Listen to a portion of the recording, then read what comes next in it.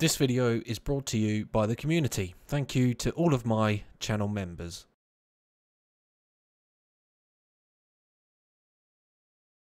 Hello guys and welcome back to the channel. Today I'd like to talk to you about the new mining ship from Roberts Space Industries, the Arrastra.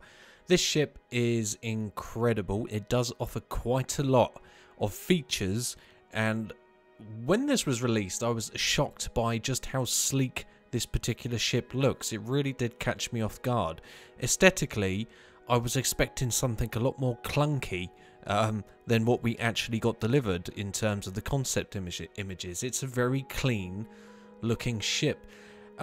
It appealed to me straight away. One, because of the features. Two, I really liked the bridge. And three, it resembles the mighty Perseus at the back with those engine nacelles. So overall, it was a very impressive package. It sort of struck with me immediately. Now, there are great features to be found on board this ship, but there is a bigger reason for me wanting one and picking one up. Now, it is of my personal opinion that I feel that this ship is going to complement my Galaxy when we eventually get the base building. I think that having a mining ship that has cargo, vehicles, a refinery is going to be useful when we get to that game loop, because I can imagine taking this ship out, gathering all the materials through the mining refining process and then dumping them straight into the back of the Galaxy, and then the Galaxy can start building our wonderful dream homes. That is what appealed to me the most. Now, we don't know exactly what that entails, but if the Arrastra is going to allow me to do that, then that is going to be a huge time saver and extremely fun process, I imagine. So that is a reason why I picked this ship up. If that doesn't come to fruition, then what I have on my hands is an excellent mining ship with the ability to carry cargo and vehicles, is fairly well armed for what it is. There's too many positives for me to overlook this ship. That's the way I see it. So let's take a look at some of the features that we can find on the Arrastra. So mining turrets is where we're going to start, and as you can see, it has 3 independently operated size 3 mining turrets remotely controlled from the safety of your ship. And those size 3 lasers should be more than capable of chewing through some larger rocks. Weapons. An array of 12 missiles can be deployed as a defensive measure should you find yourself in a dire situation, which I imagine at some point is almost a certainty, and having weapons for defense is important. Next up, we have the refinery. Full-scale onboard refinery processes raw ore into the saleable material on the spot. Extremely useful, extreme time saving, great way to make money quickly without having to rely on Lagrange points. And then on this side of the ship we have external cargo, move up to 512 SCU of refined materials via external storage racks. So that's really cool. That goes back to my previous point. If the Galaxy needs certain materials that I have found and mined, I can take it off the Arrastra and sling it straight into the Galaxy, which will be perfect. On the underside then, we have the vehicle bay, sizable hold that can accommodate multiple ground vehicles. They demonstrated that with the 2 Rock DS's. Tractor beam, industrial grade tractor beam makes even the nastiest job simple, clean work. Tractor beams are amazing. They're going to make life extremely easy, and the fact that this ship has one is just awesome. It adds another huge plus. And the cargo hold, sizable interior, boasts an impressive 64 SCU of cargo room. So fairly impressive feature wise. So the Arrastra does have some remote turrets as well for defense. 3 size 3 remote turrets with 4 size 3. I don't know if that actually means weapons or the mining lasers. I'm guessing it is in fact weapons. So 3 size 3 remote turrets with 4 size 3 weapons on them is how I'm taking that. It's a little bit confusing. Logically I think that's the right thing there, and a 5-man crew, which makes this ship even more appealing to me. I like respectable crew sizes that aren't going to cause a mass amount of headache. So the ship, great features, Very sleek in its design, probably the best looking mining ship we have in the game, although I am extremely fond of the mold because, you know, Argo makes some cool ships. We have an onboard refinery, which is going to make life extremely useful. We have the ability to stow that material internally and externally, so definitely going to be able to produce a lot of money with this particular ship, which is going to be extremely useful. Internally, it gets just as interesting. I really like this bridge, not only, like I said, because the exterior resembles that of the Perseus, as we might expect because it is an RSI ship, but just the layout does give you that science fiction vibe that we always see in sci-fi TV, that kind of Enterprise bridge vibe. So it's a very impressive ship, quite pricey, it has to be said. I did melt my Redeemer in order to get one, so I feel like I've stabbed myself in the heart a little bit because I love the Redeemer, but I think this is too much of a good ship to just simply pass up. So what we'll do now is take a look at the brief images we got of this ship. So as you can see here, we have a living area, we have some lockers, looks like we're getting a bunk system, nothing untoward or unusual.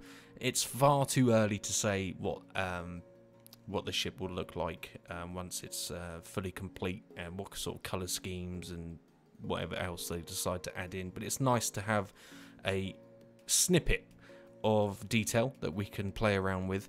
This is the cargo and vehicle area of the ship, I believe, so it doubles up as, I think these vehicles go in the 64 SCU part of the ship. I'm not sure, but as you can see, there's two Rock DS's in here, so they're the twin-seated ground mining vehicles.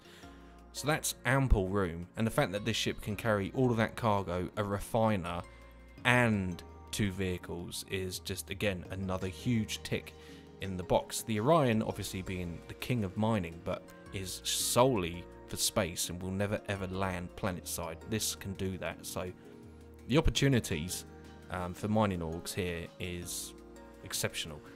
As we make our way through, we come to the, I'm assuming, dining kitchenette area of the ship. Again, nothing in an absurd amount of detail, but we do start to get a little bit of flavour. We can start to see those RSI typical angles being applied inside the ship. The kitchen looks kind of angular in its design. If that is the kitchen, I imagine it is the crew kitchenette area. So a lot of progress has been made in a year, let's put it that way, because I think it was last year this ship got voted as the next mining ship. And then of course we move on to this refiner. Now I can't wait to experience refining and mining and fine dining on this ship, because I mean, it's going to be an interesting mechanic, and the physical interaction with the refiner, knowing that that is your hard money that you're putting into this large refining machine, is interesting, and I think it's going to be fun. I wonder if there's like recipes or something you have to put chemicals in with a such and such material in order to make this amount of material, or, you know, are you going to have to watch, manipulate, add extra ingredients and all of that sort of stuff. And it's very interesting. I find the refining side of gameplay, and the fact that the ship has one on board is just another, again, huge plus. This is the cargo area again, but from a different angle, so we really get a bit more sense of scale from this shot without the Rock DS's taking up too much room, with the puny human at the back there. Two-deck ship, I believe, from what I saw. So yeah, it's just there's a lot of positives for the Arrastra, especially if I can get it to work in tandem with my Galaxy. Then as far as I'm concerned, I'm extremely happy. Externally, it has some unique attributes. Okay, so we have this central laser mining arm which actually travels through the ship, so it will go directly through to the bottom and vice versa. And if you look carefully, you can see on the left and right we have the external SCU there. It doesn't look like it's overhanging, so I'm assuming, this is just a pure assumption, that this is going to be protected by the ship's shields. So hopefully there's less chance of your SCU getting blown into space which is obviously extremely important. Then we have the bridge itself, and I think it absolutely looks amazing. I love this layout. It really does make a sense of camaraderie in there, even if it's with NPCs that you're at work, operating all the systems, everything's go. It's going to be awesome. And this is all just very early preliminary stuff here. So I found that quite interesting. I do like the bridge. Kind of makes me wonder what the Perseus bridge is going to turn out like, because the Perseus is awesome. But this bridge is, yeah, it's very appealing. Typical RSI kind of seating as well that you're used to from the Constellations. You can tell that by sort of just above the headrest, you've got that typical mounting system where the seats will rotate. So yeah, it looks really good here. So the turrets will be operated via these seating stations here. I imagine it'll be these two fine gentlemen, the grey dudes, operating said mining lasers with the MFDs as cameras, which will be extremely useful. So there is a lot to look forward to with this ship, and there's a lot more progress than I was expecting, if I'm being completely honest with you.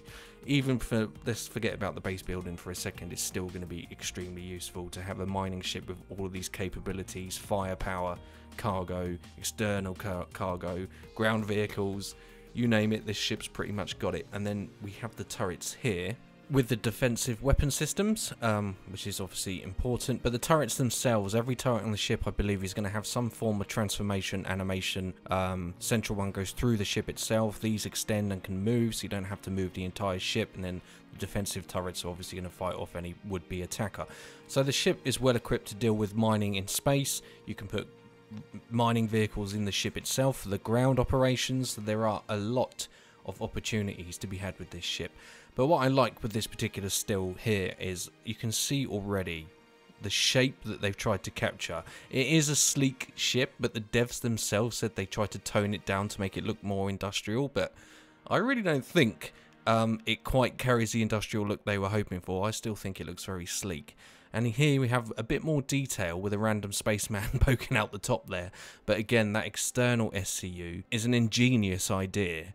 And I'm hoping that that product will be protected by the shield, so when the Q&A is released we'll have more information for sure. But at the moment, as it stands, I'm very, very impressed with what the Arrastra offers to a wide array of players within the verse. 5-man crew is extremely respectable, I feel, for a ship of this size. I can't wait to see the progress on this particular ship. Its journey is going to be interesting. As you can see here in this particular image, we are on a top deck. I think it is just the 2 decks. I'm not 100%, but from what we can see, I think it is. And I don't know what that is. Right at the back there seems to be another room. I couldn't tell you what that could be at all. We know it's not the bridge because the rear of the ship is what we're looking at. And there's the cargo ramp, vehicle ramp at the bottom there. So there does appear to be something else at the back there. Couldn't tell you what. So a very impressive mining ship. So where does that leave things like the Mole and the Prospector and the Expanse? I still think there is more than enough of a market for those particular ships. I don't think they've been made obsolete. You know, there's a lot of sort of RIP Mole and RIP Prospector. I don't think that's the case. You know, 4 people, 1 Expanse and 3 people in the Mole is still going to be a popular option. Not everyone wants the big ships, not everyone wants to hassle. Don't forget, you know, the bigger the ship, the higher the operating costs, for example. So in my opinion, and it is only my opinion, I still think there is more than an adequate market for these type of ships. I don't think they've been killed off by this particular one. It is, though, a giant step up in terms of what we have in game at the moment. What the Orion brings, we'll have to wait and see. Okay, so let's take a look at the weapons and components that will be found on board the Arrastra. Okay guys, so what you have on screen now are some extra details regarding things like radar, power plant, etc. that I will leave on screen for you to pause if you want to read through it and get some more information. But that, guys, will be my video on the Arrastra. I think it's going to be an extremely useful and utilitarian and versatile ship. I'm very much looking forward to getting my hands on it. That's today's video. Thank you very, very much for watching. If you did enjoy today's video, then you know what buttons to press, and I, of course, will have more Star Citizen content en route to your location soon. Thanks for watching, guys. Take care. Cheers.